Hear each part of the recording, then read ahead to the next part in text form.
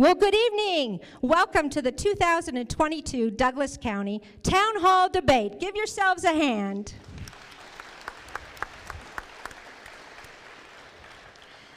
I'm Renee Louie. I'm your host this evening, and it is my 20th year hosting the Town Hall Debate, and I couldn't be any more honored to be here with you today. For those of you watching at home, we are so happy you're with us, and welcome in. I want to assure you that the entire senior dining room at the beautiful Douglas County Community Center is full. So enjoy at home, and I hope you enjoy this as much as the candidates do tonight. This is our spring town hall debate, and we will also, of course, have a fall town hall debate in October, which will clearly be announced through the Record-Courier, with Kurt Hildebrand and Tara Adio at the helm. Thank you guys so much for all you do and for making sure everybody could participate tonight. I would like to introduce you to two very special people before we kick off. I have Senator James Settlemeyer here on your left. Welcome, Senator. Thank you. And I have Bobby Thompson from the great Tahoe Airport. Give it up. She is the director out there. The sponsors of the debate are the Business Council of Douglas County, right? The Carson Valley Chamber of Commerce. Thank you. Alicia, where are you? There she is. She's in the house. Give her a hand. She runs a great business over there at the Chamber. We're sister agencies. We work together every day. We also should have Steve Teixeira here, and he is the Tahoe Chamber, also a sponsor. Steve, welcome in. Of course, we have Brian Kulpa Photography, as I had said. So we're in the beautiful crown jewel of the valley here at the Community and Senior Center. And this is our beautiful venue. We had very humble beginnings. We started out at the CVIC Hall in 2002, and I recognize a lot of your faces. I'm really glad for all the new faces as well. We grew from there into this building, and then the audience grew some more because we couldn't fit all y'all in there because Chief over there said, you have too many people. Can't have that many people. He didn't really say that. He let us do it. So the last two debates we had to do virtually. No one could be here. The candidates followed all the rules, CDC guidelines, and we held the debate virtually. We can really never go back to saying anything's ever going to be the same, right? There is no normal, there's no going back. There's only going forward. So we're able to have our audience here tonight for the first time in several years, and we're able to now, and will always now, broadcast live. The debate will also be recorded, and then we're gonna edit it and break it up into each race. Give us about a week to do that, and we'll put that up on the Record-Courier site, and you can replay it as much as you want to make sure you heard what you thought, or ask or call the candidates for more questions. Sound good? All right. So the last debate, we had over 60,000 views of replay after the fact, just in Douglas County IP addresses. So that's pretty phenomenal. So this evening, with this full house and online, we can't thank the candidates enough. They have prepared weeks, months, perhaps a little longer for these types of events. This is the largest event in Douglas County, and we're happy to have all of the candidates. Please give them a round of applause for all their work.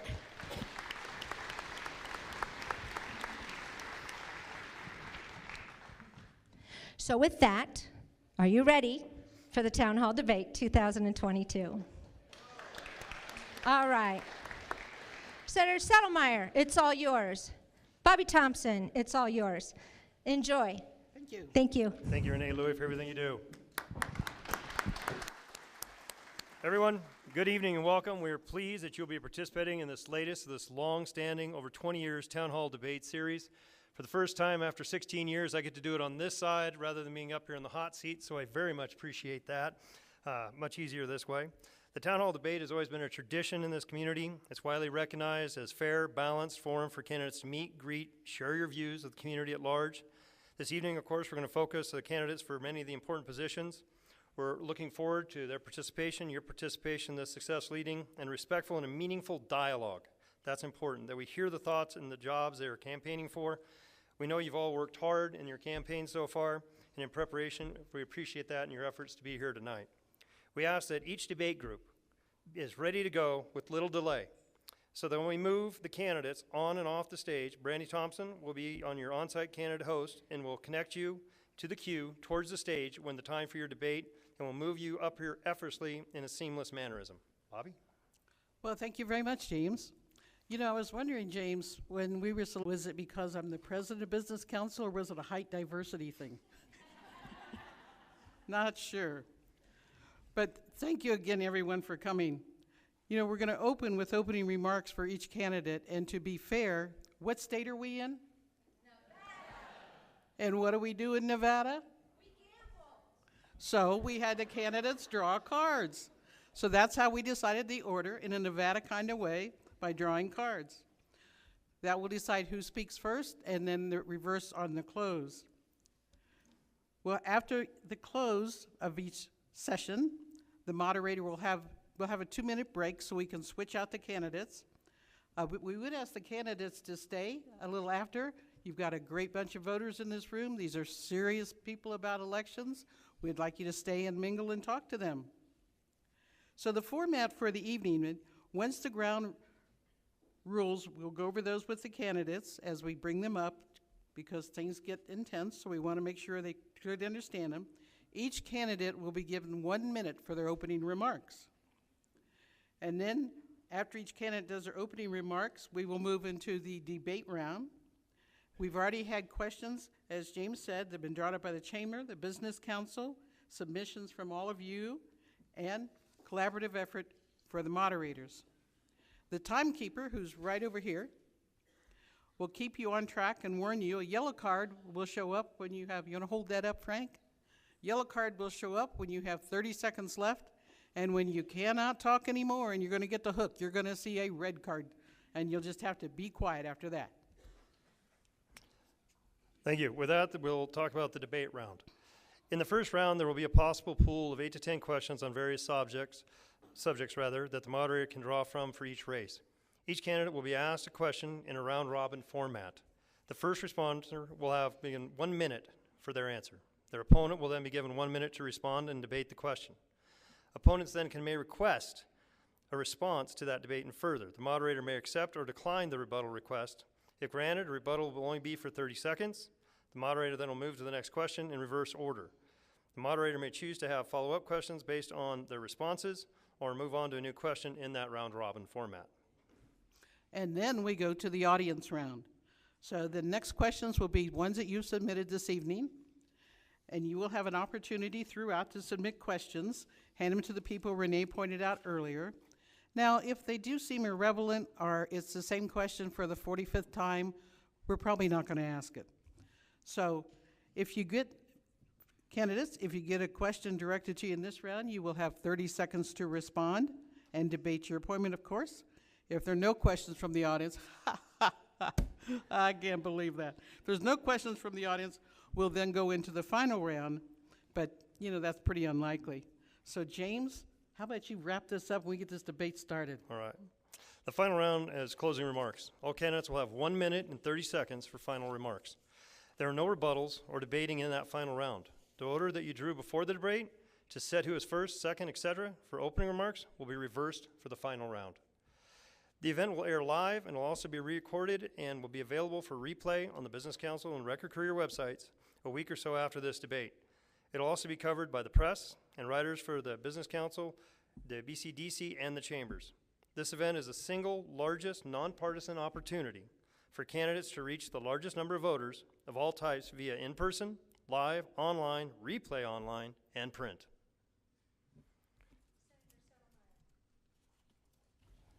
Before we welcome up our first debate candidates, would you please have the honor of leading us in the pledge? I think that is a brilliant idea. If everyone please stand up and follow me. I pledge allegiance to the flag of the United States of America and to the republic for which it stands, one nation, under God, indivisible, with liberty and justice for all. Let's play ball.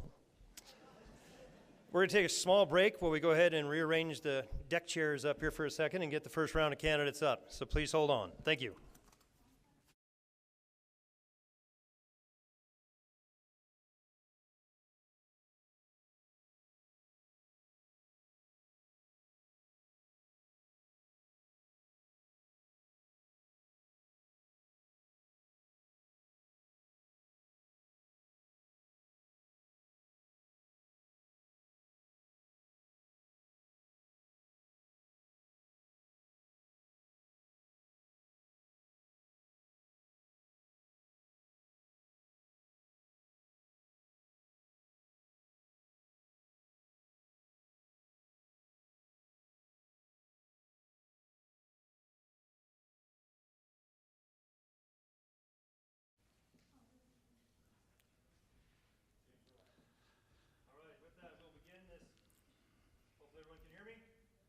Well, we'll turn on the microphone. That'll probably help.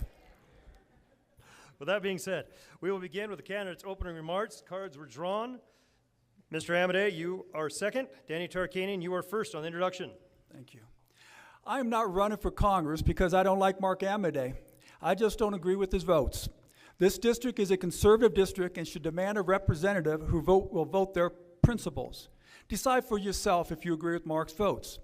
Mark has continually voted to provide benefits and citizenship to illegal immigrants, to provide taxpayer money to Planned Parenthood, for every final budget, including the last $1.5 trillion, which has caused skyrocketing and painful inflation.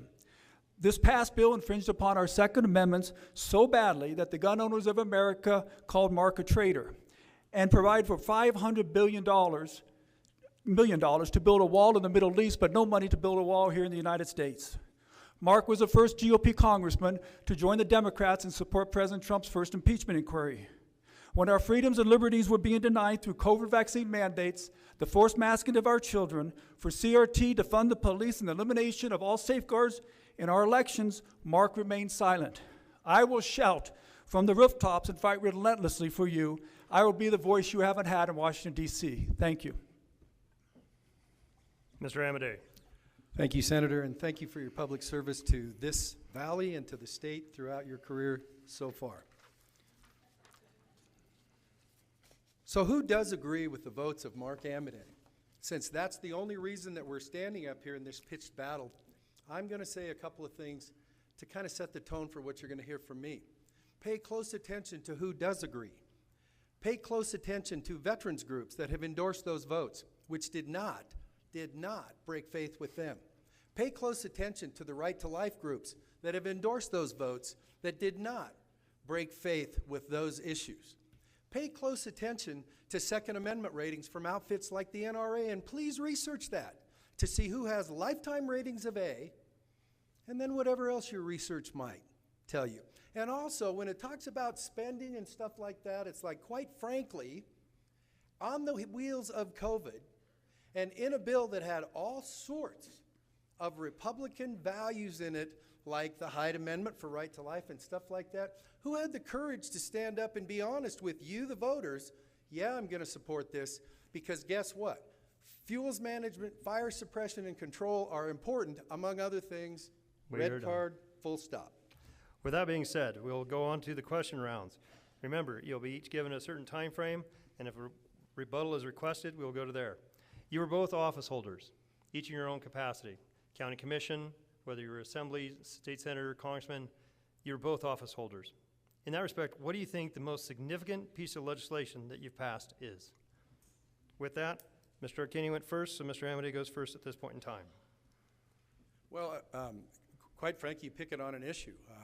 We were very proud of the fact that we were able to save over 50,000 jobs in Nevada as a result of the first COVID bill, where somebody in the Department of Treasury decided that licensed gambling people in Nevada were not entitled to share in paycheck protection. So whether that's your casinos here, in Carson, in Reno, throughout the state, it was like, no, you guys can't participate in stuff that other small businesses do. It was during a Republican administration. I was the only Republican in the delegation. And so it was one of those things where you sit there and you go, hey, if I can't deliver during the Trump administration, people in forums like this are going to say, what good does this do us to have you back there? We were phenomenally pleased that we were able to get that change and that all businesses in Nevada, gaming and otherwise, were able to participate in the Paycheck Protection Program, which impacted people's jobs and businesses staying open during COVID. Thank you. We'll move on to Mr. Tarkanian. Well, that would be the passing of the vacation home rental ordinance. You know, when I ran for office, I got a lot of support from the realtors group. They had maxed out to me. I had a lot of support from Steve Teixeira back there and the two different chambers. But when I was, first major issue that came before us was the vacation home rentals. And I didn't believe that that was in the best interest of the people who live up there, to have people rent out their homes, throw big parties, do drugs, leave a bunch of trash, and disrupt the quiet and enjoyment of those people's homes. So I led the movement to try to restrict the vacation home rentals. I did this going against people that had supported me in my election. Mr. Teixeira back there will tell you he gave me an earful when he called me after I voted that way. the realtors weren't happy with me. But if you're going to be in public office, you need to go in there and do what's right for the people. Even if it goes against the people that supported you, you do what's in the best interest of the people you represent. And that's what I did, and I'm very proud of it. Okay. With that, I'll move on to the second question. The National Rifle Association, the NRA, always puts out published grades on individuals. I know I've been graded for over 16 years. And I'll be honest, first time I got graded, I only got a B+. My opponent in that particular primary, former Commissioner Barbara Smallwood, was a NRA lifetime member, so she got an A+. So I got the B. From that point on, I got A's. So scores change over time. So I'm curious, what is your highest and lowest grade given by the NRA? And just for information, I have all the answers in front of me. Well, you probably will know better than I because it goes back a few years. But I got a very low grade. I think it was a D when I was running for Secretary of State because one of my volunteers in the campaign had reached out to a gun control group without my permission. I resolved that stuff, and we got a B+ the next time. I don't know what, I think the B+ was in 2016. But, you know, you talk about gun association groups. The NRA is only one of them. And as you know that, Jim, and you know that, you know that there's a lot of different feelings for them. As I mentioned, the last bill that Congressman Andy just voted for, the $1.5 trillion bill, the Gun Owners of America called him and the other 38 congressmen traitors for passing that bill. So there's different variations of who you want to believe. I believe the Gun Owners of Association have a better feel for this than the NRA did.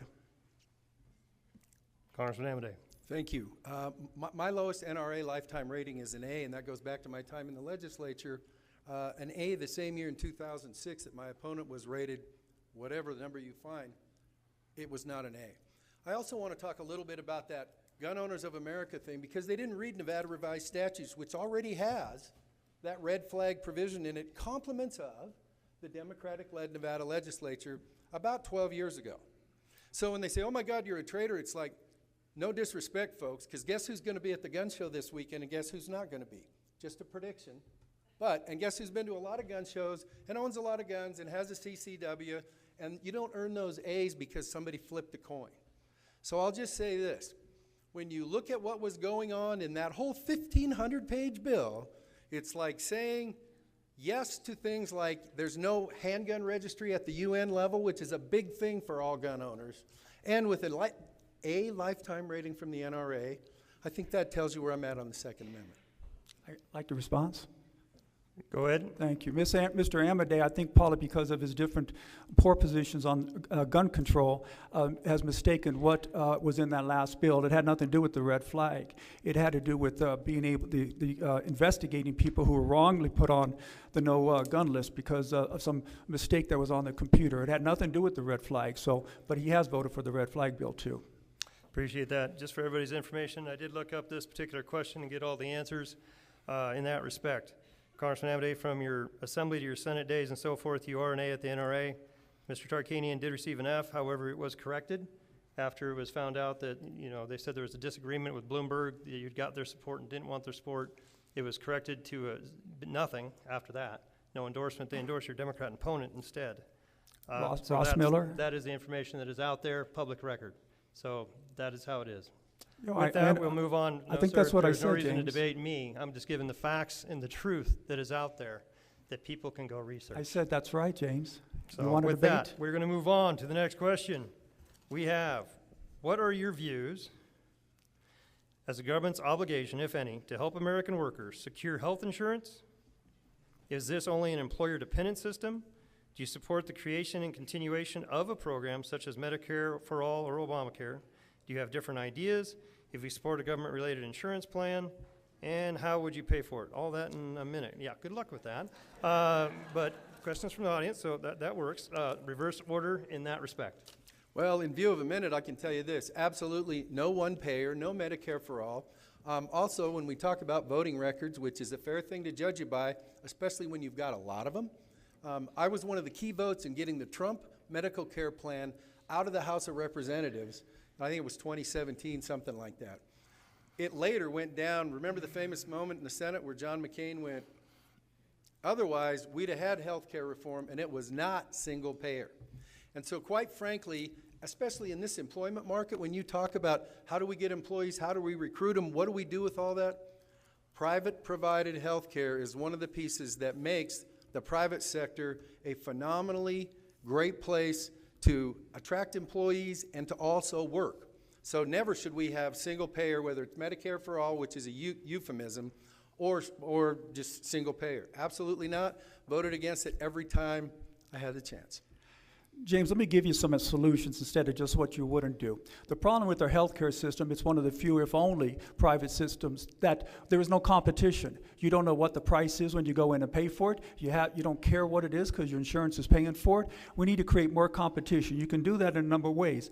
Health savings accounts. You allow people to have health savings accounts. They can then decide what health care they want. And what President Trump did was he was going to require the healthcare providers to state what their prices were before you went in. The second thing is, which Congressman Amodei hasn't addressed, which is the hardest issue, but I'll address it for you, and that's what you do with people with pre-existing conditions. You know, my son had a stroke when he was 5.5. He has a pre-existing condition and would never qualify normally. But you can, but the solution would be to have a national extreme at-risk program where you put in a lot of money, where people go in and take that have the pre-existing conditions and use that to get affordable health care. It's not fair to deny anybody with a pre-existing condition health care, but at the same time, that should be spread between everybody. Competition and pre-existing conditions. Okay, with that, we'll move on to the next question. Mr. Commissioner Tarkanian, you're up now. What would your highest priority for Nevada and the nation? What are your highest priorities for Nevada and the nation? We need to rein in what's going on at the border and to stop this illegal immigration. It's gotten out of control. Last year, 2 million people came across the borders illegally. This next month, they're projecting 1,000 per week. This is crazy. Now, Mark Amodei has voted to provide citizenship and benefits to illegal immigrants. All that does is encourage more people to come across the border and try to achieve those results. The only way you're going to stop that is if you don't reward people coming across the country illegally. And in fact, you know, in 2014, La Raza, the Hispanic activist organization, thanked Mark Amodei and 10 other GOP congressmen for voting against a bill that would have stopped Obama's DACA program. He voted against it. La Raza thanked him for it. You know, Connie Coons and Sophie Renken, those are 2 women who lived right here in Douglas County and were killed by an illegal immigrant. He also killed a husband and a wife in Reno. This insanity of helping illegals to rights and services that Americans don't get has got to stop. And it stops when we stop sending Mark Amodei to Washington to represent you. With that, we'll move on to Congressman Amodei. Thank you. You know, that's interesting that you opened up with, I'm for solutions, even if it may not be the popular thing to do. The reason that I voted against that was because, you know, we're Republicans. We're about private information. I didn't agree with the establishment of the DACA program. But you know what? Barack Obama did it, and it was the law. So now when there was the bill that said, thank you for signing up, we're going to go mine your information that you signed up, which was the law at that point in time, it's like, yeah, that just doesn't pass the fairness test. We stopped it, but for those of you that signed up and played by the rules at the time, I think you have to be fair. But now also you need to know this. I didn't vote to give anybody citizenship. That's a fabrication. But what the reality is that quite frankly, when you go after something where you want to change it, we can't suffer through any more executive orders with each changing administration, which is why Congress needs to do its job. It's in the Constitution. Merit-based stuff, like President Trump said, is okay, but you got to have the guts to go start the conversation. Okay. I got a rebuttal? No, we're going to go on to the next one because we're running short on time. I need to try to get one more question in. Identify, reverse order, identify 3 national security threats to the United States. Choose one and explain your approach to dealing with that threat. Yeah, I need to address the DACA issue. Mark Amodei is on the audio tape that is being played that says he supports DACA. He has voted to keep DACA in place in 2014 when he voted to keep it funded. So that just isn't true. The biggest national security issue we have out there is with China, and it's with China for a number of reasons. One, not only the monetary and the economy situation, we've become so reliant upon China goods that and they have so much of our debt that they can destroy us at any time. Second of all, they're spending billions and billions more dollars on their military, and we're not. So we have been susceptible to China both economically and militarily, and we need to focus on that area. Okay. Congressman Amodei. Well, number 1 priority covers a lot of things, and that's energy. Quite frankly, it's the biggest threat to your paychecks, it's the biggest threat to your budget, it's the biggest threat to our national security. So that covers China, covers Russia, covers everything. Make no mistake, the energy situation wasn't done by a vote of anything. That was done by this administration through executive orders basically declaring war on the energy industry. And until we reverse that, which is going to have to be done through Congress with the power of the purse string, then quite frankly, we're going to continue to be vulnerable, which is why it's going to be a pretty tough 2 years. You need leaders with experience and who know how that process works to get us back where we need to be. Okay. With that, we're going to proceed to the last audience question. We have time for one more, then we have to do closing remarks. COVID-19 has destroyed jobs. The economy needs to be rebuilt. What policy steps should Congress take, beyond just giving out stimulus money and bailouts, in the next year to create as many jobs and as much prosperity as possible? Reverse order. Well, quite frankly, when things were going well, it was when the private sector was empowered, not regulated, not told who was in favor and who's out of favor. So we have to get back to, for instance, in the healthcare industry, the private sector is a good thing to help be one of the pieces of the healthcare industry. We need to basically also maximize the ability of this country to produce its own goods, whether it's energy, whether it's rare earths, whether it's all those things, which is what I've been doing as one of the few Western members who's focused on, look out that window. That's called agriculture. And also up there in the Pinettes, there's mining up there. And so when you've got to play to the strengths and you're one of the few Western voices on that, that needs to be the strongest voice possible. Those will be continuing priorities. Commissioner Tarkanian. Well, it's interesting to note that Mark Amodei said his greatest legislation achievement was passing the COVID relief because of the PPP. Well, that's just added and exasperated our national debt, which is causing the inflation it's facing right now. We're all paying for those handouts that were given out by the federal government and higher prices for everything. The way to get the economy back online is the old-fashioned way. You lessen the burdensome restrictions, you streamline businesses to get in and programs to be built, and you go back to being energy independent like President Trump was doing. Okay. With that, Just real briefly. I gave one response to Mr. Arcane. I'll give you one response. I appreciate it. You know, that's interesting because the only one I voted for was the first one, and as I recall, you had some questions personally about several provisions in that bill. So that's an interesting answer. Thank you.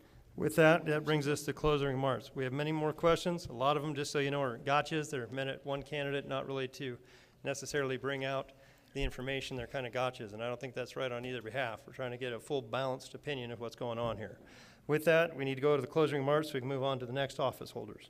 Closing remarks, reverse order from the initial draw. Congressman Amodei's first, then Commissioner Tarkanian. Thank you, and I appreciate it. Thanks to the Business Council for doing this. This is the system at work the way it was meant to be. So I'm just going to say this. Nobody leave this room and say, Amodei said, please vote for me again because you have 6 times in 10 years. In this job, you got to earn your stripes every day. You got to earn them with constituent services. You got to earn them with oversight over government agencies, and you got to earn them with your voting record. And so when we sit there and we say, you know, how Amodei votes, go to that back table back there and see what all the national pro-life groups say who they want to return. See who Veterans in Politics says we want to see this veteran and the father of a veteran return to work our issues. Go see what the Peace Officers Association that represents all peace officers in Nevada, who they want to keep representing them. And hopefully, when you drill down and get those sorts of facts, instead of just, hey, this guy stinks and we need to get rid of him, which quite frankly, I hope you think is inaccurate. When you look at all those groups who are not liking him, liking me, but evaluating objectively my votes, then I hope you say, hey, you know what? We'll keep this guy on duty for all of those reasons and for his deep roots in this community and this state for those reasons. Thank you. Have a nice evening. Commissioner Tarkanian.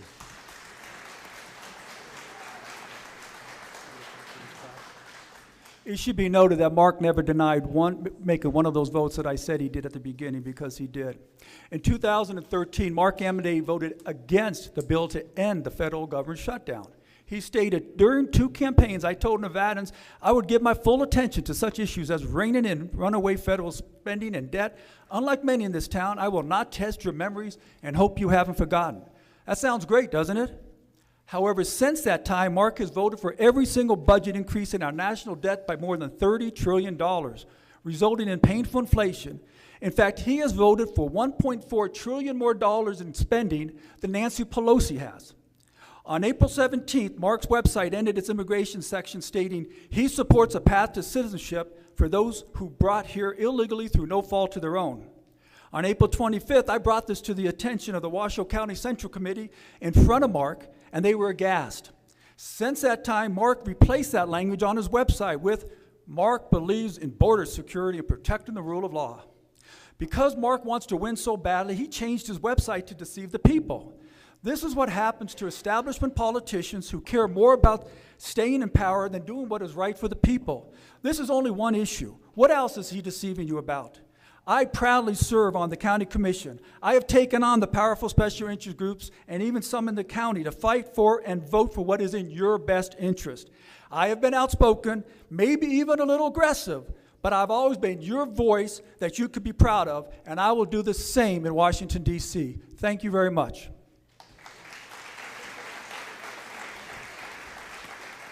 Thank you both for your time this evening. We hope you'll both stay around and visit with the community after this debate. We're now going to take a short 2-minute break while we set it up and bring up the individuals where Bobby will be moderating. I've been told I needed to put down a little step stool with that, but she will be moderating the Douglas County Clerk Treasurer.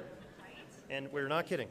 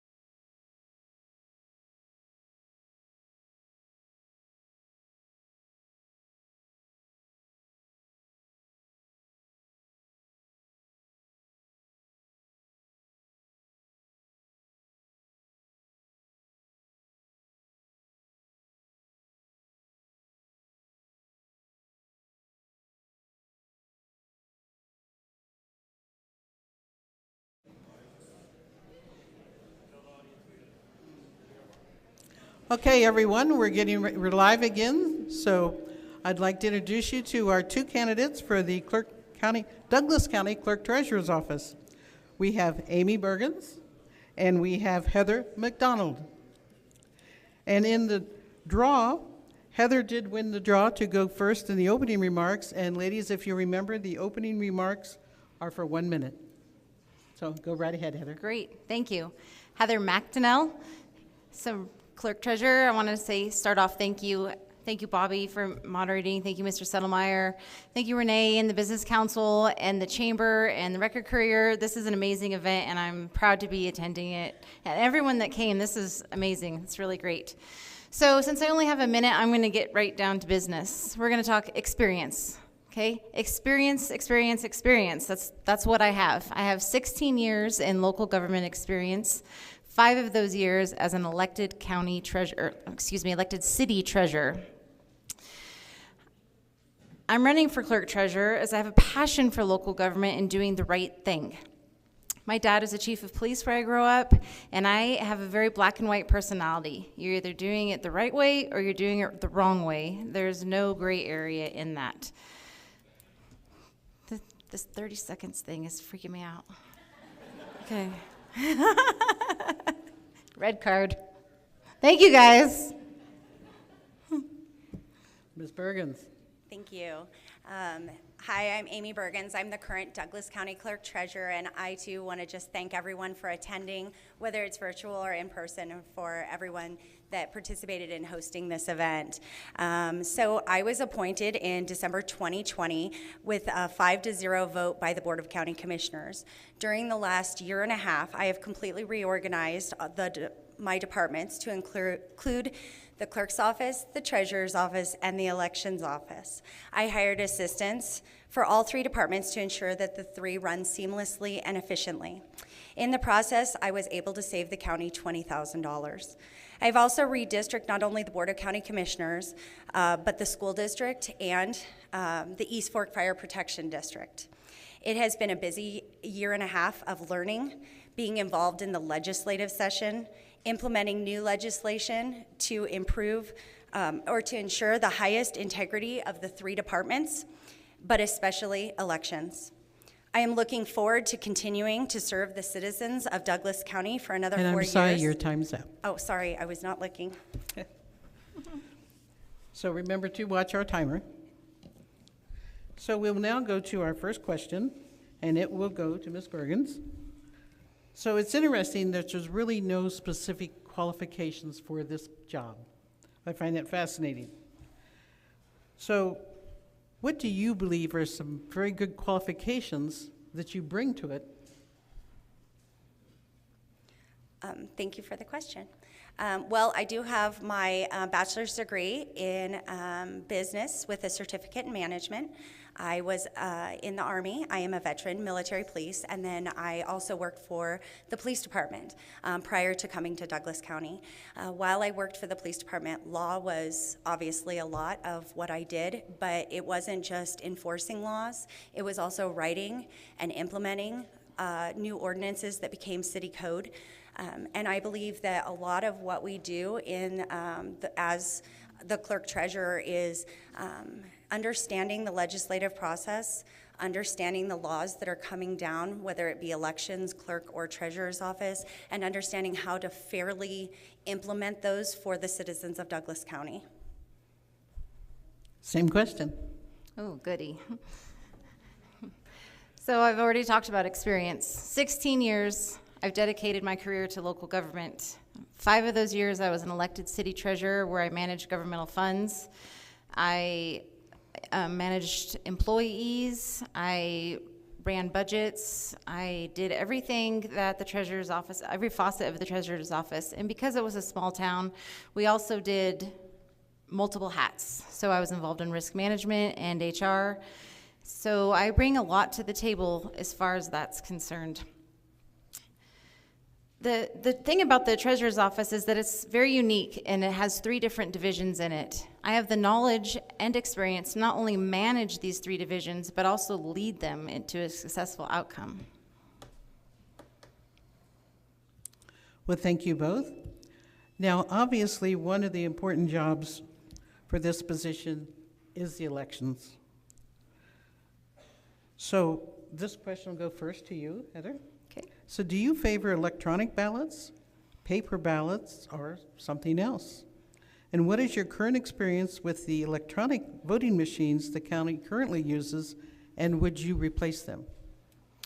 So I have participated in several elections in Douglas County as a volunteer, and so I know what that process looks like.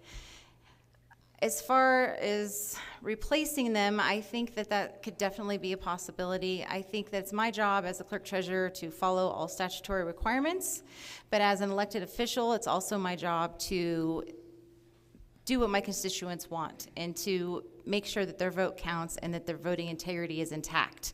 So if that means going to paper ballots because that's what the citizens want, then I want to look into that as much as I possibly can to make that happen.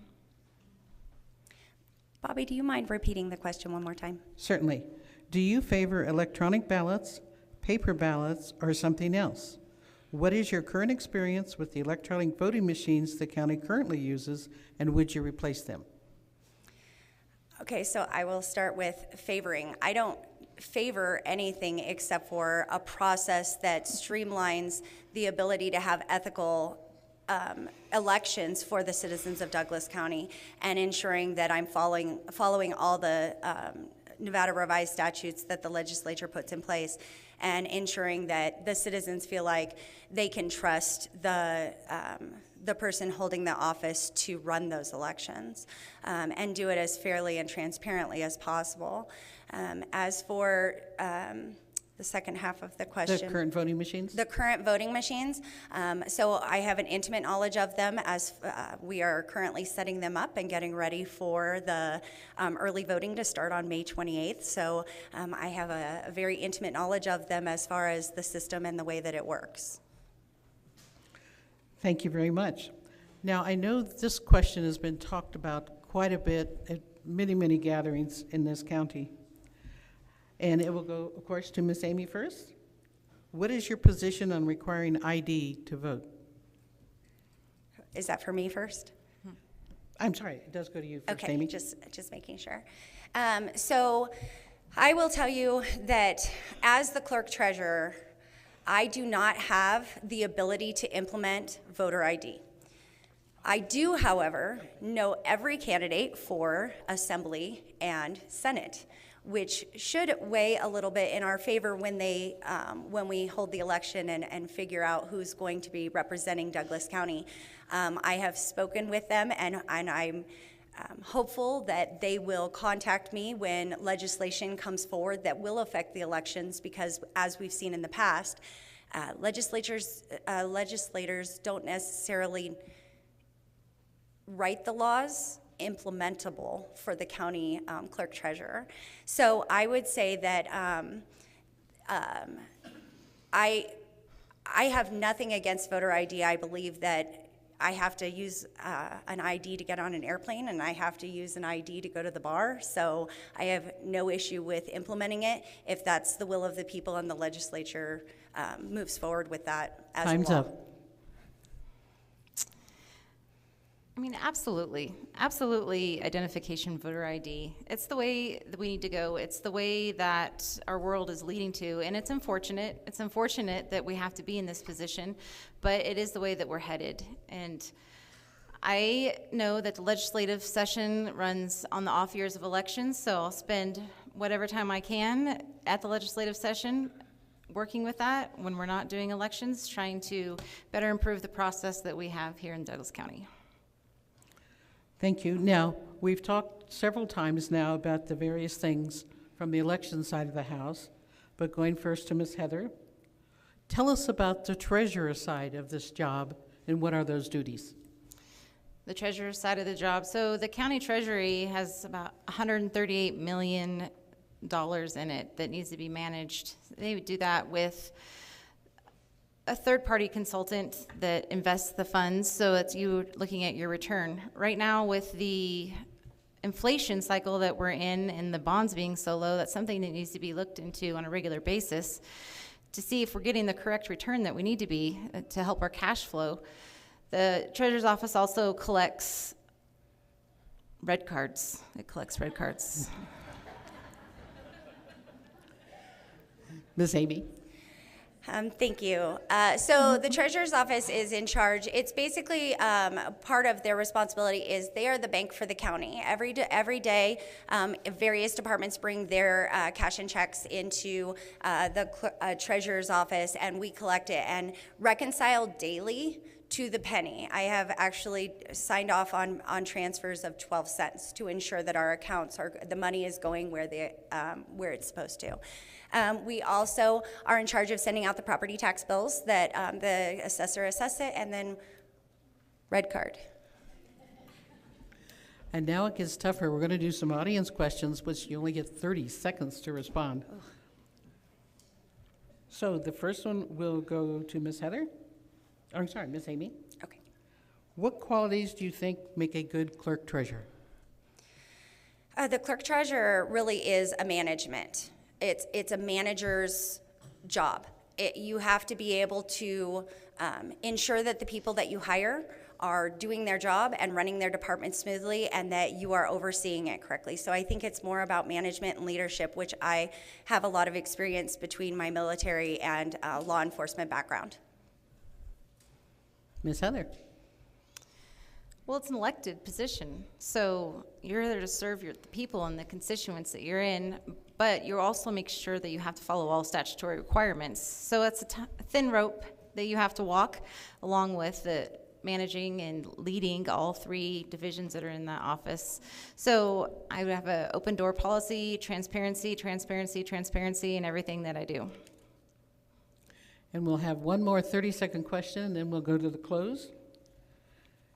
And this one's a fun one.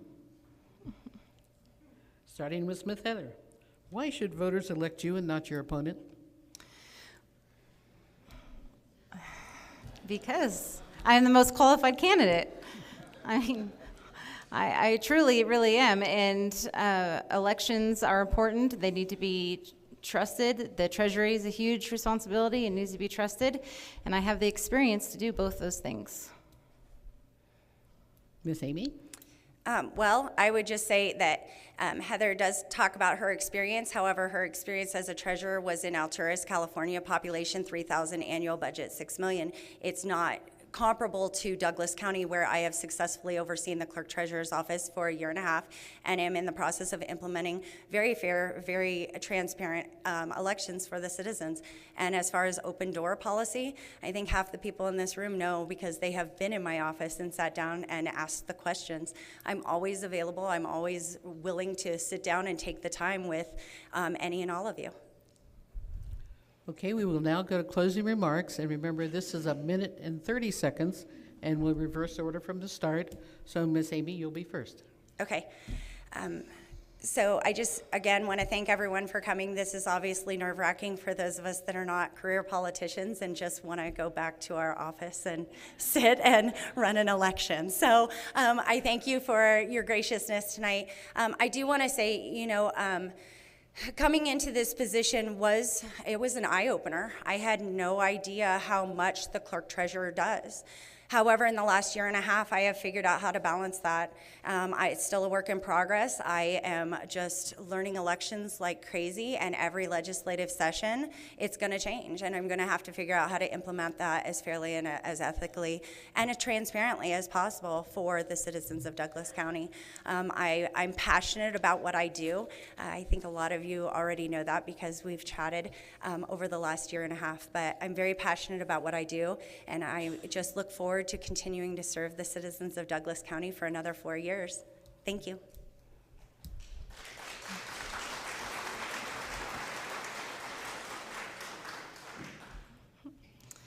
Okay, I have dedicated my career to local government and being a public servant to the great people like yourselves. So that's what I consider myself, as a public servant, and I want to continue that public servant through this election. Now more than ever, we need someone to manage the county treasury, due to the horrible inflation and interest rates that we're seeing right now. I am that person. I am the experienced person. It doesn't matter how big the budget was that I managed. I managed a multi-million-dollar budget, and I did it well. I also want to stop for a second while I still have time, and I want to thank my husband and my daughter is sitting in the stands for all their support, and I couldn't have done it without him, and I appreciate him. We have 3 beautiful children, and I just want to say thank you very much publicly to him for that. Thank you.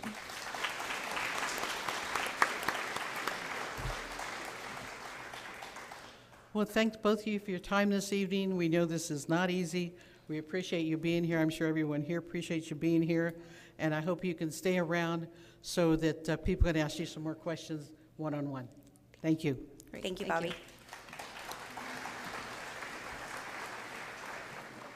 Hey, when I'm standing on this, do I look as tall as Settlemyre?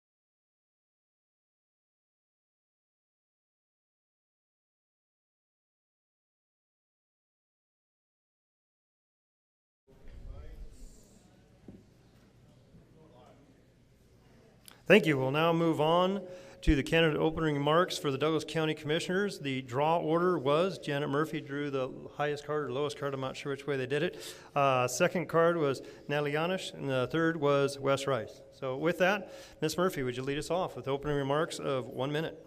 Well, thank you very much, Senator Settlemeyer. Thank you for the Business Council, and most of all, thank all of you, the citizens that are here. Thank you for your commitment to this county. Let me just give you a little bit, for those who don't know me. My name's Janet Murphy. We're third generation here in Douglas County. My parents retired and died here. I run the Tahoe Douglas Utility District. I've been dedicated and committed to the government entity up at the township for 30 years. I was 12 years, or 6 terms, for an advisor to the legislatures. So I have worked my whole life in my career, not only for the township, but also for this county. I wanted to let you know that I am committed, and I'm committed for being county commissioner. I'm very knowledgeable. I've saved millions of dollars, not only for the Tahoe Township, but also for Douglas County. I would like you to look at my track record.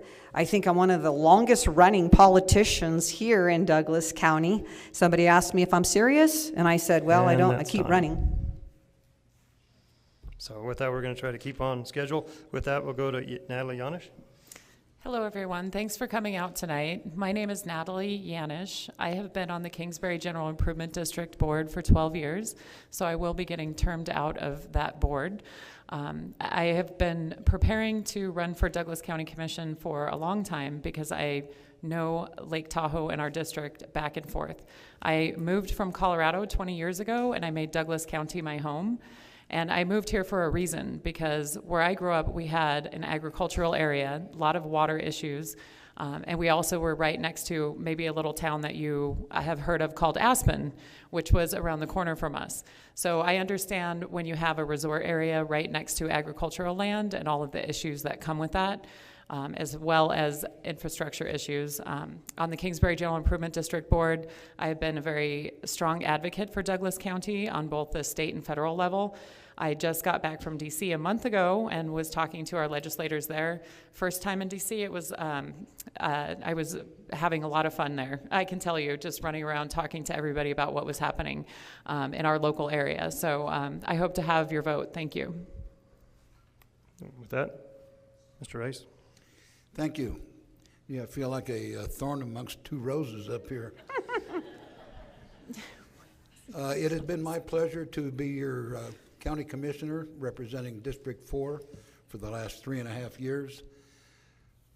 I've spent my entire life, at least since I was 17, in public service. I spent 57 years in law enforcement, both in Southern California through the 60s, 70s, and 80s, all that fun. And then 20 years here with Douglas County Sheriff as both a regular and a reserve.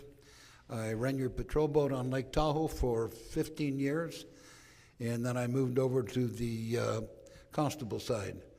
It's been my privilege to be your representative from Lake Tahoe, and thank you so much for all of the support that I've gotten and all of the kind comments that you folks have given me. Thank you. With that, we'll now move into the questions. Ms. Murphy had gone first last time. We'll now move on to Natalie, then we'll go back to Janet, and then to Wes. We'll rotate through those orders each time. What do you believe county government is doing well, and what do you think is being done poorly? That question first goes to Natalie. Well, that's a great question. Thank you for that. I am running on a platform of one county because I believe that there's been a disconnect between our different areas and communities within the county. We obviously have a lake and a valley. But that doesn't mean that we're not one county, and we should act more as a region. So I see that there's been a lot of conflict there, and I would like to help solve that problem. So I guess the short answer is that that would be something that I think that the county commission has been lacking, is some leadership in that aspect. As well as bringing up some of the other issues that I have, which are stormwater related. So if you want to talk to me about this, I'm happy to chat with you. At the lake, we have a precious lake that we are trying to protect from erosion. Down here, we have flooding issues. So that's one of the major issues that I'm working on. And I would hope that that becomes something that would be brought up in leadership at Douglas County Commission, because I think it has fallen to the wayside, in my opinion. Other things that I think that the county has done well. And that is time. That is time. Thank you. With that, we'll move on. I'm gonna follow Amy's lead and here say yes, red card. Wes, you're up next. One of the best things that we've done in a very long time is be forward-thinking. We now have an event center that's going to be opening right after the first of the year. It is on budget. It is a little late because we had this thing about a fire and some smoke and a pandemic or something like that. But we are no more than a month behind, and we are on budget. And this is going to help bring in so much more revenue to the valley. It's going to be incredible. What are we doing wrong?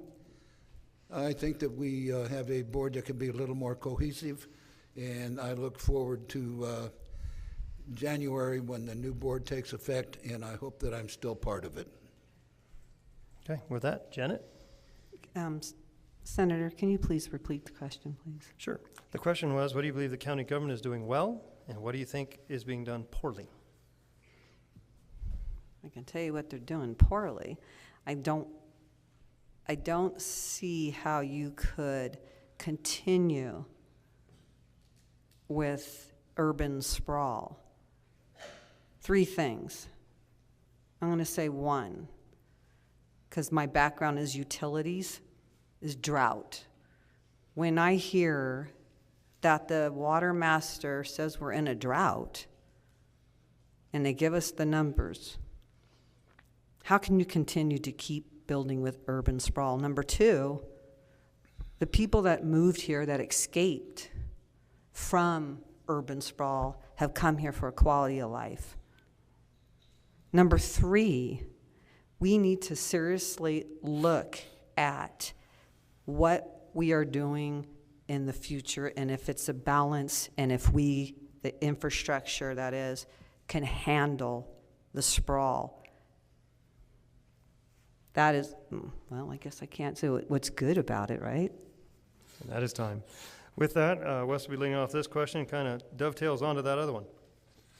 In discussion of residential development, how do you propose to compensate private landowners' constitutional rights that go with their land based upon property rights versus the government changing those rights? Wes? I wasn't aware that we were changing those rights in Douglas County. Being a primarily a Republican county and a very conservative county, we have been very fastidious in making sure that the property rights are maintained. Look out that window and look at all of the property that all these ranchers have been able to save for future generations at no cost to their heirs. This is something that is unheard of in other places. We are saving and preserving more land here than you can believe. My problem with property rights is being able to have the quiet enjoyment of your own property, and that's why I'm going to do everything that I can to resolve the VHR problem at the lake. And some people have suggested that we need VHRs in the valley. I would suggest that probably not a good idea until we can at least resolve these problems at the lake. Okay, with that time, and then we'll move on to Janet. Property rights. I think the people that moved here first have property rights, don't they?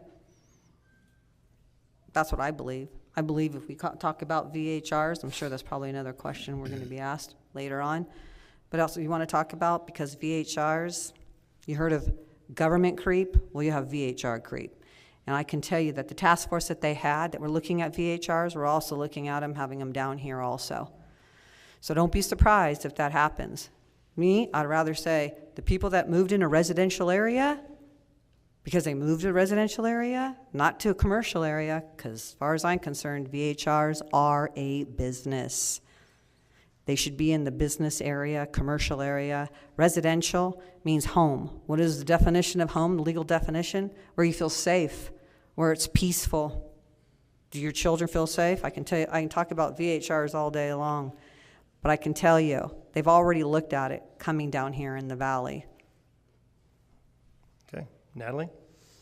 Yes, so I am an advocate for private property rights. I believe that all of us who own property have invested in our property, and we should be able to garner rental income and success from that property.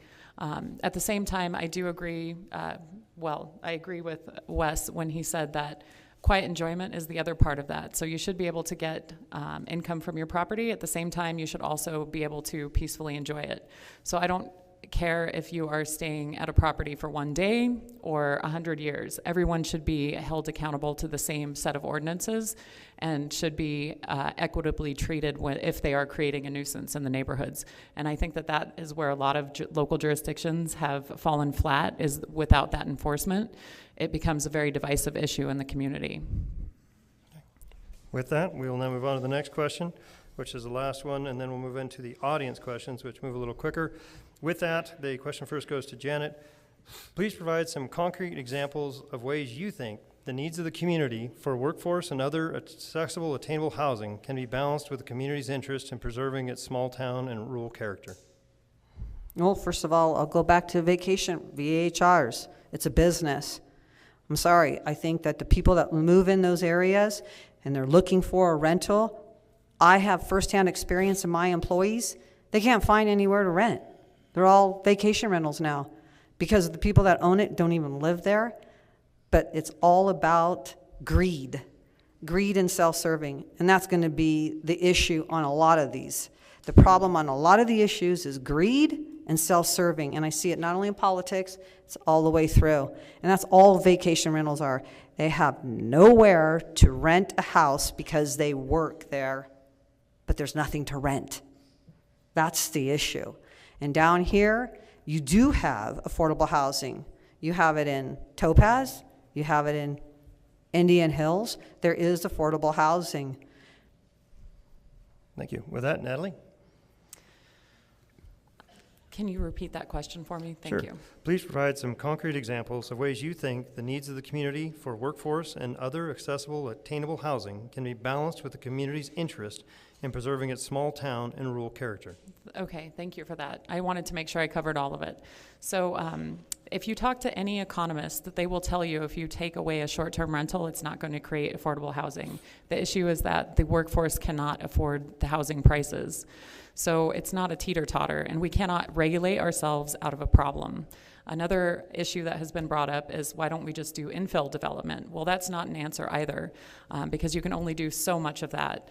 So I have been in land use and advocated on behalf of agricultural areas for a long time who are dealing with infrastructure issues that cannot support the workforce.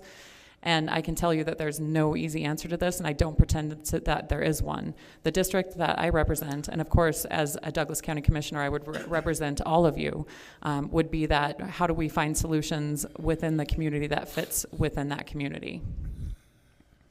With that, Wes?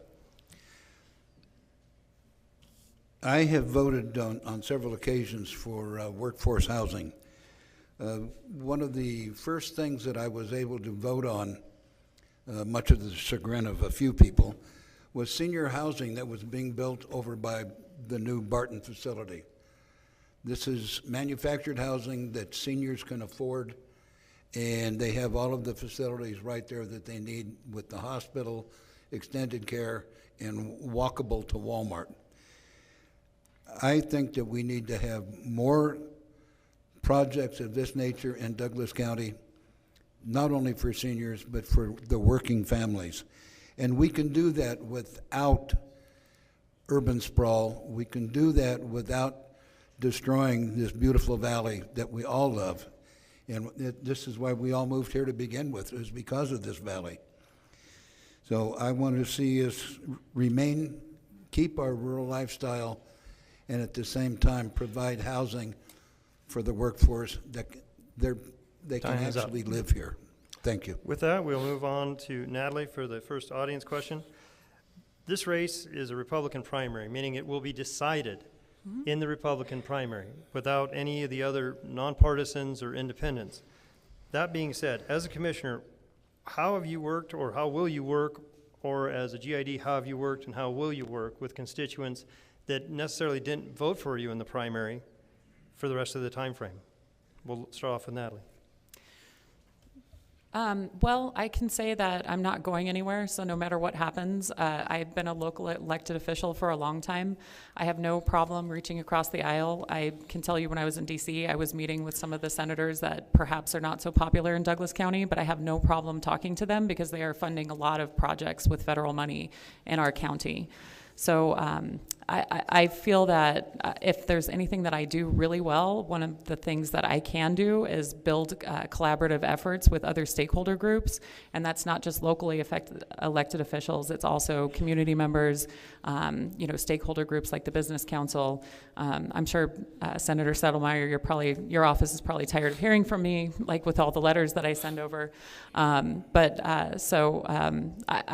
would have no problem with communicating and collaborating with other groups. Okay. Wes? Okay, I have been called upon occasion as the voice of common reason on our Board of Commissioners. I work with people across all political spectrums. If you want to talk about working with people who are not on the same page as you, try being on the executive board for the TRPA. I have to tell you, I refuse to go out and hug a tree, but these people Sorry about that, run out of Wes. We'll time. have to move on. Janet? I have extensive experience, 30 years when I was an advisor at the state. So I worked with Senator Settlemyer, Mark Amity, worked with many of the people, and have always crossed the aisle and have done very well. I've been very successful in amendments for the community, for you, to make sure that you have your rights continually, and as well as the township. I worked very hard, 30 years I dedicated my life to public service. Time. With that, we will now go, I believe we started last time with Natalie, then went to Wes, right? Okay, so that means this time we will begin with Wes. And in that respect, what makes you the most qualified person for the commission seat and the best choice? Well, my law enforcement experience, 57 years of working with not nice people and nice people, protecting the rights of those that have been victimized. I have been on this board for 3.5 years and done everything that I can to represent all of my constituents, whether they live at the lake, Genoa, the other lake, or here in the valley. I plan to continue doing that, reaching across and being cooperative with all those, even those that I disagree with, and do it in a positive fashion. With that, we'll now move on to Janet. I think my track record speaks for itself. Like I had just mentioned, 30 years, I took on a governmental entity that nobody wanted, not the county, not anybody. $2,500 in the bank, we have $4 million, no debt. It's the most effective, efficient governmental entity, at least in Douglas County, if not in the state of Nevada. I want to give that opportunity. I'm hoping for your vote that I can do that for Douglas County as well. With that, Natalie? I wish I had a lot more time for you. So when I ran for election, everybody says you need to brag about yourself more, and I'm the worst at doing that. So I guess I get to do it right now. So bear with me. So I have a master's degree from USC in communication management, and my thesis was on stormwater management. So I know the technical aspects back and forth of a lot of things that local government works with. I have not been employed as an employee at a utility district. However, I have governed a utility district for 12 years, and we did go through some major changes. So with that, we now go to closing remarks, which are the exact opposite of the opening remarks. Well, hopefully not 100%, but at least the order. That being said, we lead off with Wes, who was third. This time you were first. Go ahead, sir. Thank you. It's been my privilege to represent you on the Board of Commissioners.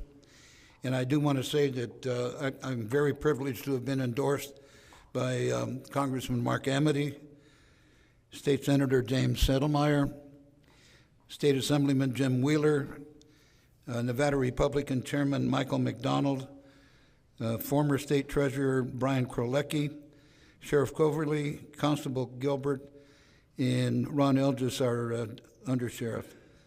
I would love to have your support, and I would love to continue to represent you.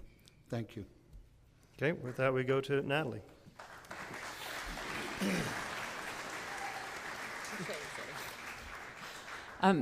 Thank you. So I wanted to say that one of the major issues that I'm dealing with is the Tahoe Regional Planning Agency. I've been to their committees for a number of years and been very involved in land use there. And so I feel that local government should stay local. I'm not going to talk about all the accolades or people who may or may not endorse me. I'm going to talk about what I've done. So in 2012, there was a regional plan update that the TRPA, the Tahoe Regional Planning Agency, needed to do, and there was a fight at the state level between California and Nevada. So we had 2 Senate bills, and all I did was drive between Sacramento and Carson City, back and forth, like trying to get this to work out. So we didn't end up with 2 TRPAs, just 1, and 1 is enough, let me tell you.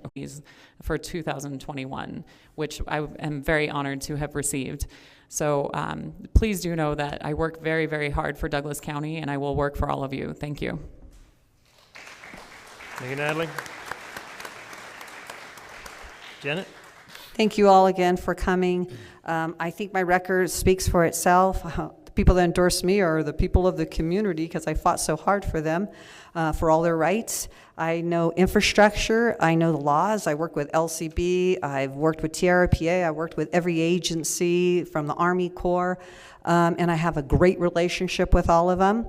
And I get the job done, and I'll get it done for you. Look at my track record, come talk to me, talk to the people in my community. They'll back me. A lot of people say, yeah, I'm very direct.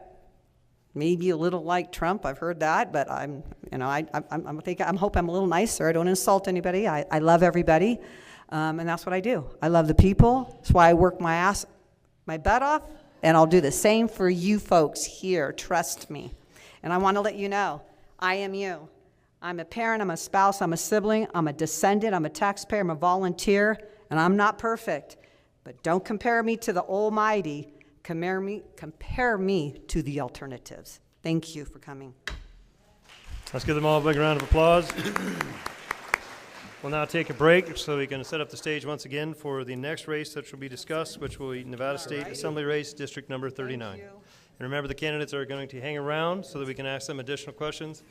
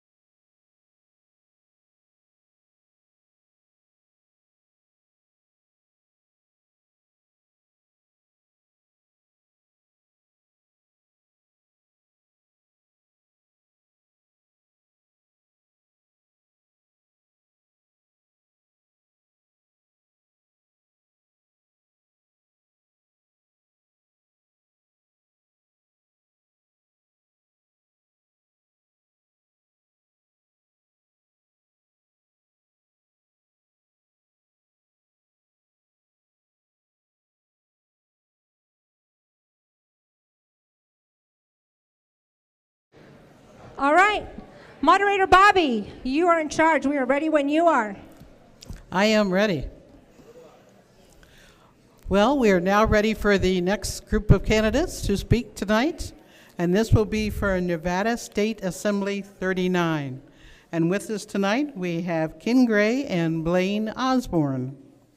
And with that card draw, Mr. Gray won the card draw, so this will be your 1 minute opening remarks. Correction, madam. I lost the card draw. Oh, you're correct. Honesty. You'll get to close first, though. Mr. Blaine Osborne, your 1 minute opening. All right, thank you very much. First, I want to say thank you to the Business Council of Douglas County, the Chamber of Commerce, all of the sponsors tonight, and all of our moderators for putting this on. It's a great honor for me to be up here and taking part in this tradition, which has lasted for so many years. My name is Blaine Osborne, and I'm running for State Assembly District 39. That's all of Douglas County, Dayton, Stagecoach, and Silver Springs. I'm a native Nevadan, born and raised right here in Douglas County. I graduated from Douglas High School, and it was in my senior year of high school when I actually had to have a scoliosis surgery. And as a result of that, I was not able to serve in the United States Marine Corps. So I had to find other ways to serve. I had to find other ways to get involved.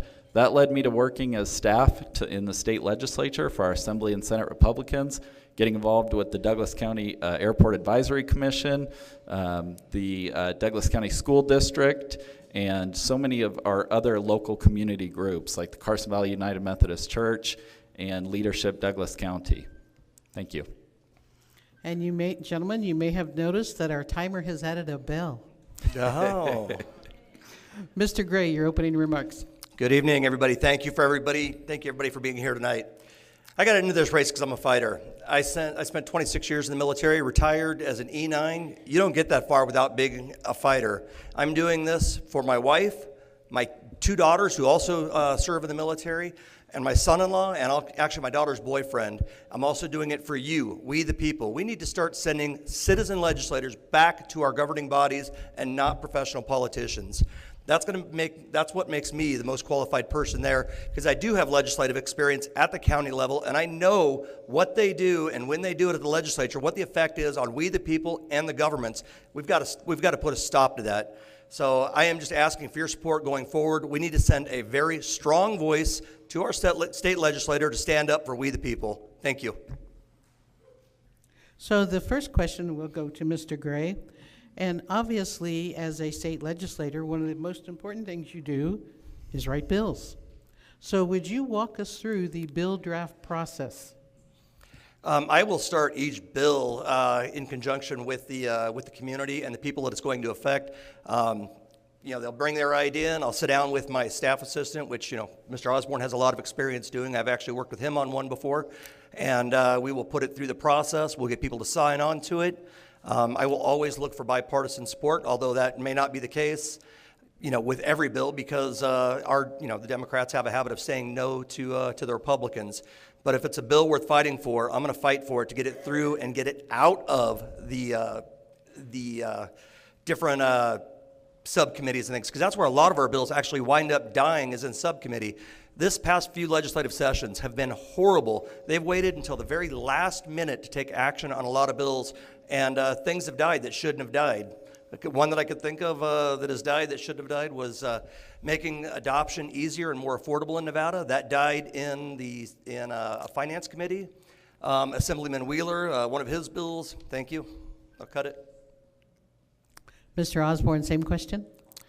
Thank you for the question. I think the bill draft process really starts in the community, and that's why I try to spend so much time in the community myself, talking to groups like the Chamber of Commerce, the Business Council, other representatives in the community, because that bill draft idea, once that comes in from a member of the community, then we push it through the process. It goes through the state's legal division. It goes, it eventually becomes a bill and has to go through both committees in the Assembly and the Senate, and then eventually it has to be signed by the governor.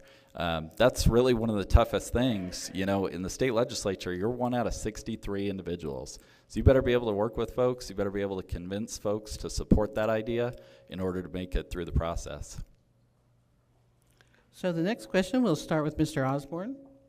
what would be the biggest issue you would tackle if elected to serve in the Nevada legislature? Great question. I think there's two major issues facing the state currently, and both relate to how we get past COVID. The first being the federal spending that is occurring currently with the ARPA dollars and the infrastructure bill. I look at a lot of these proposals that Governor Sisolak has pushed forward. These are ongoing programs, $250 million to rent control, things of that nature that will force legislators to raise taxes in the future if we don't have strong representatives to stand up and fight that. The second is healthcare. In general, we need more doctors in this state. We need 1,500 doctors in order to be average in the country. We got to do something to bring in better healthcare providers, and I think we can do that next legislative session. Mr. Gray, same question. Thank you. I got news for you. There are way more than two problems facing this state. One of them is infringement on our personal rights. We've seen that through Governor Sisolak and what he's done. I have taken him on personally, and I'll tell you, he hates me with a purple passion. I hand-delivered a letter to his office 1 month into the COVID lockdown. Not only did he not see us, he never even responded to us about that letter. It was myself and Commissioner Jay Carmona out of Story County. So that's the first item.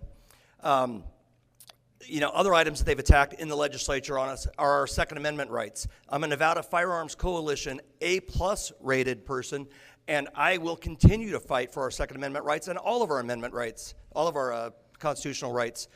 Additionally, I have a track record of already doing that and not backing down. I will not be a puppet for other legislators. I will not back down in the face of controversy. We've seen this, especially in one instance. We wanted to name something in our county after President Trump, after the millions of dollars he put in our county, and we named the Lyon County Justice Complex after him through my efforts. So in this question, we'll first go to Mr. Gray. What will you do to fully implement the long-delayed program of all-inclusive care for the elderly, the PACE program, in Nevada? Well, I'm sorry. I thought he was first on this one. I will be the first. I'll be the first one to be honest with you. I am not familiar with the PACE program, but I will reach out to private physicians and non-governmental physicians and see what their thoughts are on it. I've got my actual personal physician advisor sitting here in the audience, and I go to him with all of my science and medical-related questions. I don't pretend to be the guy in the room. Even though I spent 22 of my 26 years in the military in healthcare and have a degree in healthcare administration, I'm not going to be the know-all to end-all. So I'm going to reach out, and we'll figure out a way. If it's something that needs to be implemented, we'll get it implemented. But I will tell you, before I work on getting anything implemented, it's got to pass two tests, and as with any legislation that's going to come across my desk. One, it's got to be constitutional. It has to pass that test. We've seen far too many things that, cross the line of constitutionality. Second, it's got to be good for the people. We say, you say it's universal health care for elderly. I am not a single-payer fan. I am not a fan of universal health care. So you're going to have to convince me, you're going to have to convince me that's good for the people. Mr. Osborne, same question. Absolutely. Unfortunately, that program hasn't been implemented, and there's many more like it. To me, it starts with knowing the legislative branch's role, and that's being a check and balance on the other branches of government, including the executive branch. We've looked at the way this administration under Governor Sisolak has implemented or failed to implement some of these programs. I look at the Department of Motor Vehicles. I look at the Department of Employment, Training, and Rehabilitation and how they unfairly administered the unemployment program over the last 2 years. The legislature needs to hold these folks accountable. What happened under COVID was an absolute shame. And for the PACE program or for any of these others, it's going to take strong legislators who know what they're doing to be able to hold these other branches of government accountable. So, there's this rumor going around that sometimes legislators don't play well together. Hard to believe, I know. So, our question is, and this will go first to Mr. Osborne, how do you plan to build consensus in an environment that is currently in opposition of conservative ideas in business, education, and other areas? Great question. Thank you. that is the understatement of a century, I think. Looking at these past 2 legislative sessions in particular, they've been probably the most anti-business legislative sessions in the history of the state of Nevada. You know, you have to, as I mentioned earlier, in that state legislature, you're 1 out of 63, 64 if you want to count the governor. With all due respect to my opponent, this is not the Lyon County Commission where you need to convince 2 other Republicans to vote with you on something. You have to convince the majority of 64 to go with you. That include, you know, we haven't had more than 32 Republicans in the legislature in a long while. It's going to take sitting down, having hard conversations with folks across the aisle to be able to get any of this done. I've worked really hard in my legislative career as staff to build those relationships, and that's only going to continue as a legislator. Mr. Gray, same question. Yeah, I will tell you, I've got a lot of very strong relationships in the legislature as well. But I do want to point out one thing. Our Republican legislature has not performed all that well, and you know, going along to get along isn't the best. Mr. Osborne, with all due respect, who worked for Senator Hardy, passed the commerce tax, the largest tax increase in Nevada history. You know, and he signed on to both of those. Where was his voice when his boss was doing that? I mean, he has made the statement that he was, in our last debate, that he was already doing the job, so why didn't we hear about it then? I am not a go-along to get along guy. I will stand for our principles. I will stand for we the people, and I will, if I have to be intransigent to stop bad legislation, I will. We are in the minority. I am not holding out any hopes that we are going to get any really good legislation passed. I am going there to fight bad legislation, because anytime this legislature has taken action recently has had an effect on business and has an effect on we the people. Rebuttal. Go ahead. Great, thank you.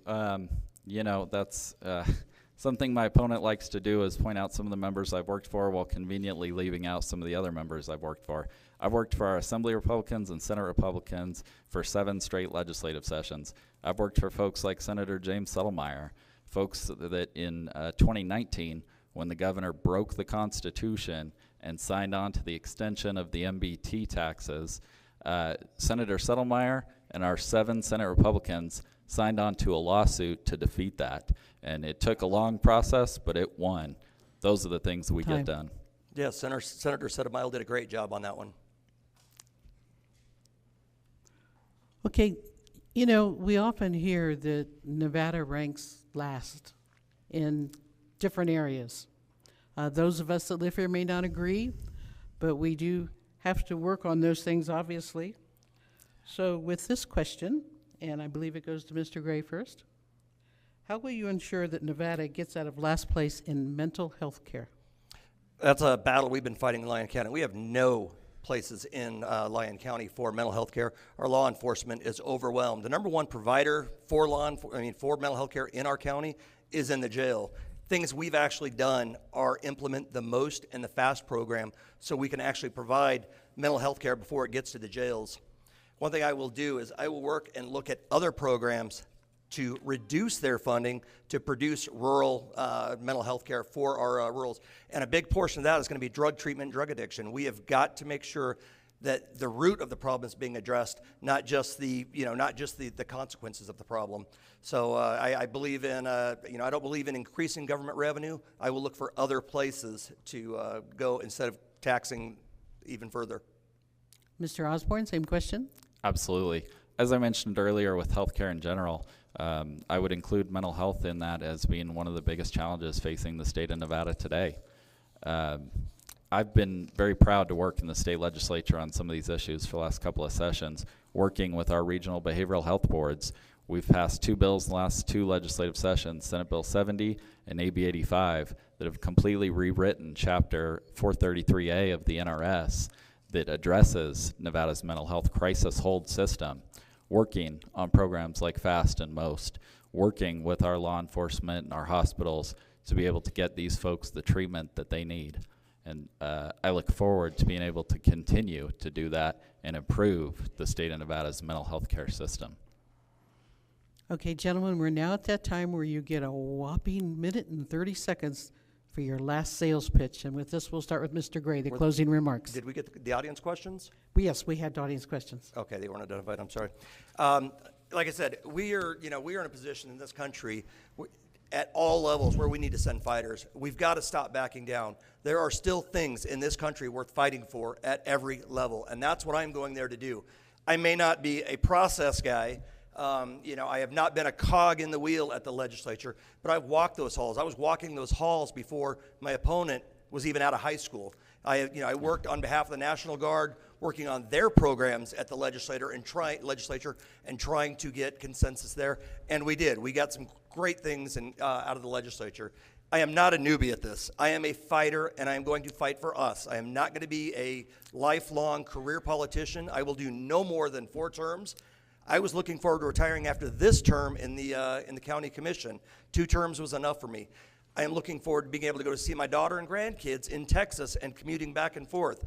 So like I said, 4 terms. I'm not going to participate in the state retirement system. I'm not a lobbyist. I don't have a lobbyist background.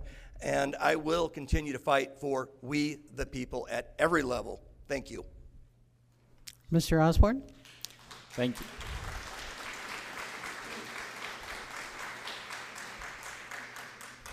Well, thank you. I am not a professional politician or a establishment guy, as my opponent has made me out to be.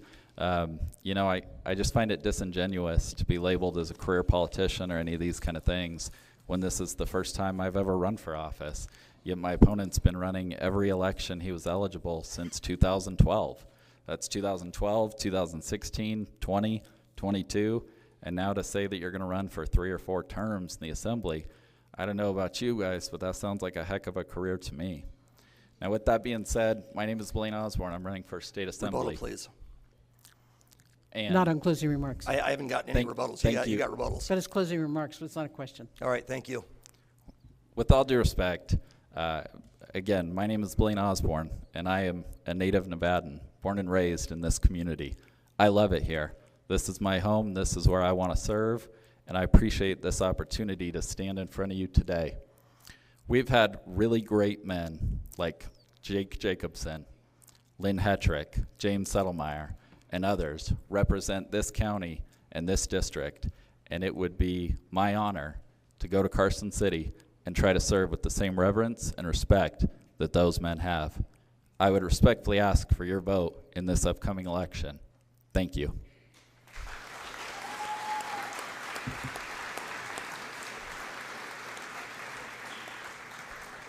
And I certainly appreciate the fact that having time limits is frustrating and you have more to say.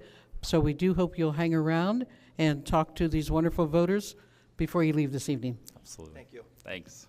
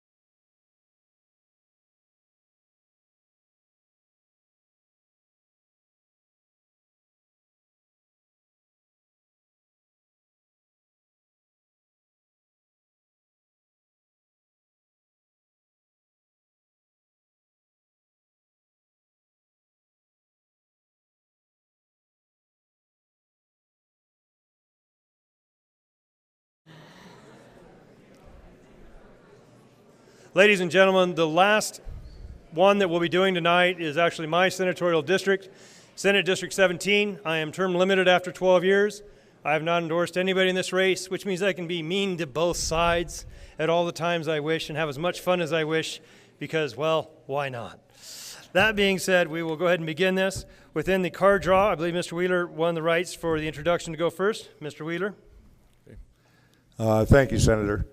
I think most of you in this room know me. I'm not going to sit here and give you a long resume. You know that I care about this county. I care about this district. I have fought for you for 10 years. I will continue to fight for you. You know I don't lay down. You know I don't shut up. Sometimes I probably should, but I don't. And I am here for you, not for any other reason.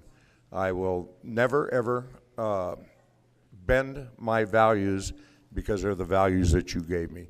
And I'm not even going to take the full minute. Thank you. Jim, they're asking in the back if you can be closer to the microphone. They can't really hear you. Apologies for interrupting. Okay, next time we'll make sure you get a little bit closer to the microphone. Sorry about that. Titus, Robin? Well, thank you, sir. First off, thank you all for being here tonight and to actually stay for this last debate. The fact that you are civically engaged is so impressive. We've been to a lot of events, and frequently there's more candidates there than there are constituents. And to look out on this crowd is so impressed because we've never before seen our country more moving to the left than we have right now. And it's critical that the citizens stay engaged. I've committed to run a positive policy-centered primary because we can't fight amongst ourselves. The Democrats will steal this election if we do that. We have to ride this red wave. Having said that, we have to get along. So I'm happy to be here for your questions. I'm happy to have a spirited debate. And at the end, I hope to earn your vote. Thank you. With that, we'll move on to the questions. Question number one. Starting out with Assemblywoman. A bleak outlook by voters on the Nevada economy is a chief cause of voter discontent. More than 7 in 10 people, 72%, rated economic conditions in Nevada as fair or poor. What are your priorities for the economy and inflation? Thank you for the question. So we've all lived through, most of us here in this valley, and I live over in Smith Valley, lived through the Great Recession of 2008. At that time, our governor Governor Gibbons, who I believe was our last conservative Republican governor, he formed something called the SAGE Commission. And the SAGE Commission was a spending and government efficiency commission. There was 44 recommendations, very few got started. I think we as a state need to look at what we're spending on, how our government has expanded, because we're not going to be able to afford to continue to spend like we do now when the rest of us have had to cut back because of inflation. Thank you. Assemblyman. Thank you, Senator. Well, I agree that the state does spend ridiculous amounts of money on programs that they try to put into perpetuity and will never be able to be sustainable. So obviously we have to look at that, but we have to look at more than that. We also need to look at the free market advantages that we have in this country. We need to open those up, quit the regulations, et cetera, create competition so that prices come down because competition drives prices down. We also need to look right now, since the federal government has messed up our gas prices so bad, we need to be able to look at suspending the state tax, at least to a certain extent, to get through some of this until the federal government basically gets off their butt and does it right. Thank you. Okay, thank you. With that, we'll move on to question number two. As you both know, we had an unconstitutional tax increase go through the legislature. Not only was it based upon modified business tax, it also is based upon your technology fee at the DMV. And you all go there right now, and it's kind of crazy. They're actually giving back dollar bills because of what we did. So it's kind of funny. I appreciate both of you voting no on that. I took on the lawsuit. You can read it, Settlemyer versus all. That's literally what it's referred to. It's kind of funny because we sued the entire legislature due to that. It is the only case. So anytime you hear these candidates out there saying that they're running for X, Y, and Z and they battled the governor and won, sorry, they didn't. There's only one case that's been proven unconstitutional at the Supreme Court level, mine. That being said, both of you voted no. There are people in this room that I look at right now, and I'm very grateful to, who gave me donations against that lawsuit. That being said, why didn't you donate to that lawsuit? Assemblyman? Simple. I thought the lawsuit was great, I really did. And it was the businesses of Nevada that were going to benefit from that lawsuit on the modified business tax. So I felt they should step up and help. I did not personally, donate to it because I knew I had a very, very tough Senate race coming up, and I was going to need every single penny to go through this Senate race. And I also knew that they had a pretty good lawyer, and they were probably going to win because it was definitely unconstitutional. Assemblywoman? Thank you, Senator Sotomayor, and thank you for bringing that forward, and thank you for the success. I didn't donate to it. What I did with my campaign finances wasn't worried about my race that I'm coming up with now. What I did was donate my money because I was a minority leader, and it was my job to help get assembly people elected in that campaign cycle. And to that end, my monies went to picking up 3 seats. With that, we'll move on to the next question, which Ms. Titus will be first. Assemblywoman, please list the top 3 bills that you were the main primary sponsor of that passed. Well, one of the things that's really important is a water bill that I was a main sponsor on in Douglas County. It was brought forward by the TCID, which is the Truckee Churchill Irrigation District, where farmers could move their water from one spot to the other spot and didn't have to be contiguous. That was a critical bill for farmers to use their water in maximum situations. I also put a bill in for law enforcement officers so that when they retired, they did not have to list where they live to protect the identity of their families. And finally, a bill I put in changed the lives of many of my patients and access to care, because all of you see who can get into a doctor anymore. You went and you saw your nurse practitioners or your physician assistants, and I allowed them to practice at their maximum capacity. Finally got that bill passed after pushing for it for 4 sessions. Assemblyman? Thank you, Senator. There was I believe it was AB 140 that I put in that would make sure that our veterans who are on disability could not have their disability checks attached in any way in a civil lawsuit that would create harm to that veteran. What we saw was a whole lot of people, I would say unscrupulous lawyers, that were coming after our veterans because they knew they had a monthly check coming in. And it actually took 2 sessions to get that through, and I got it through. Another bill I put through was, God, I forget, AB 128, I think it was, that guaranteed the Second Amendment rights, not just of us, but of our children, where they could go to school and wear a T-shirt that said NRA, or not get arrested on the street for playing with a plastic gun. And I believe that, because I believe in total freedom, I believe that our kids, sorry. Thank you. Okay. With that, we'll move on to an audience question. This one comes down to the concept of, and I'll have to explain it a little bit because it talks about prior appropriation of water, priority water law. And that's how Nevada exists. It exists on the basis of when did you put your water into rights, into utilization, into benefit. There are many people, though, that believe that the water exists for the whole of the state of Nevada, and they believe in mob rule, and they want to change that. And there are some discussions about that. Where do you stand on that? Please explain. And I believe that starts off with Assemblyman Wheeler. Hey, thank you, James. I believe what you're talking about is vested water rights. And families like yours, for instance, like the Parks, et cetera, when they started building their ranches, they had these water rights. Now, for someone else to come in and take those water rights and say it's really for the entire state of Nevada is ridiculous. These are the investments they made. This water is not just natural, but it is needed badly to raise James's cattle or the Park's cattle. Oops, sorry. God, those are some audience questions. They're 30 seconds. So, with that, Assemblywoman. Well, thank you. We know that first in line and first in time concept, and it's been going on for a long time. We've been fighting over that. Having a ranch that I had in Smith Valley, I know what it's like to try to get that last little drop of water running down that field to make sure my field was fully irrigated. The problem is this is a hungry state for water. As you may have read, Clark County put in that 3rd straw on Lake Mead. That 3rd straw means Lake Mead is falling down below its level of the 2 previous intake that they have in southern Nevada. They're going to be looking for other ways to get water. This is a very difficult situation. Thank you. With that, we'll move on to the last audience question. we'll go with this one. How would you respond if you were asked to rank the 3 most important industries in Nevada today and in the future? Assemblywoman? Well, certainly they would say the people that bring in the major taxes are the ones that they feel are the most important. That would be gaming, mining, and then the tourism industry. Those are our 3 main revenue sources. I feel it's the small businesses that are the most important thing in our state, and they're the ones that have been most affected in the last 2 years by this governor. Thank you. Assemblyman?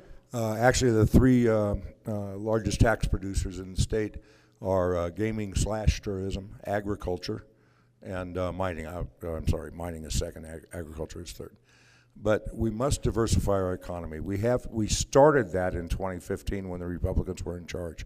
We started giving some incentives. We started working our way into new businesses, and it worked. And it worked up here in the north, and we worked hard on it. So I hope that you'll send us back and let us do it again. Thank you for that.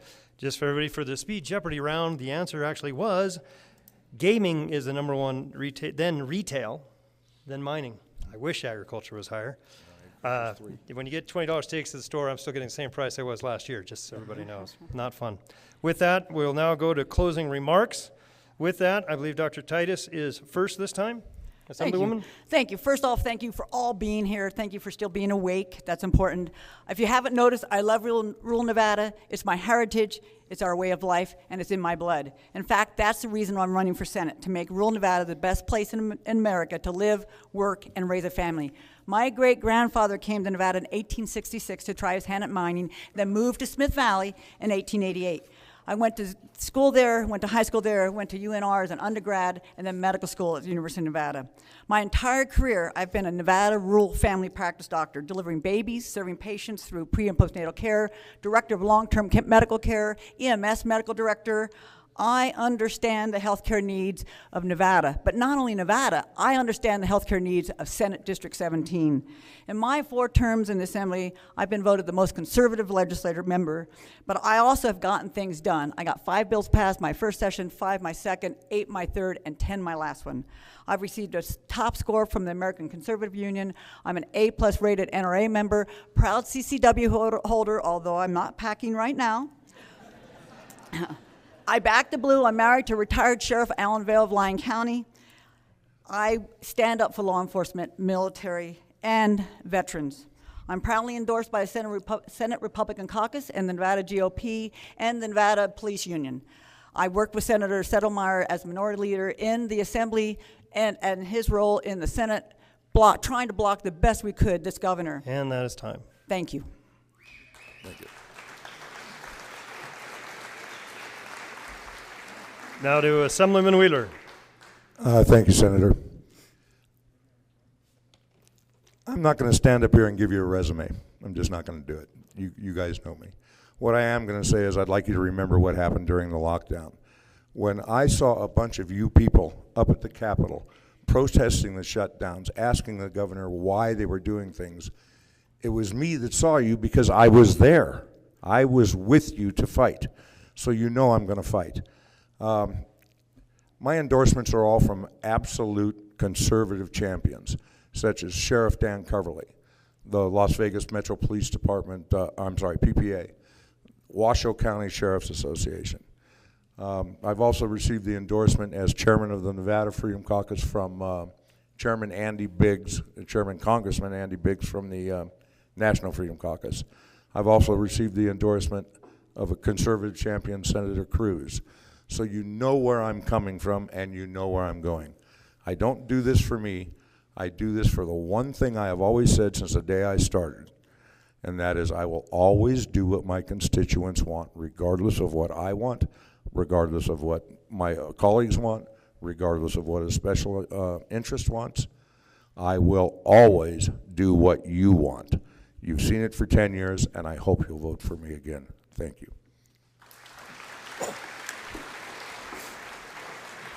Thank you both for your time this evening. I know you're both going to stay around and visit with the community after this debate. With that, I'm going to ask Bobby to come back up so we can do our closing remarks. And even though not one of the candidates tonight bothered to mention they have a website, where you could go and learn more information. I'm sure, as I know, they all have a website that they probably should have mentioned earlier. That being said, Bobby, give me a second.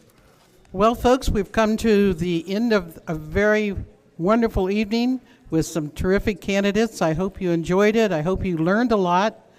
I would especially like to thank Renee and the hard work she put in and the folks she pulled together to make this event great.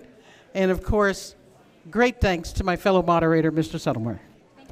Thank you, Renee. Thank you, Bobby. We'll turn it over to Renee for the closing remarks for the audience out there to be watched, and then we'll get on to socialization after that and more discussion. Well, thank you again to all the candidates this evening. This is not easy. Please give them a hand. I do want to note very special thanks to Community Service Director Scott Morgan, who operates this building and a whole lot more in this county, and all of his staff that take care of this place every day, and all they did tonight. Also to all of our sponsors, the Record-Courier, the Tahoe Chamber, the Carson Valley Chamber, and most of all, the Business Council is celebrating its 30th anniversary this year. Congratulations to the Business Council and all its members for all they've done for 30 years. These will be about a week online. You can replay them and watch them again. And your voice matters and your vote matters, so please make it count. Be well, stay safe, and we'll see you signing off until October for the general election. Take care.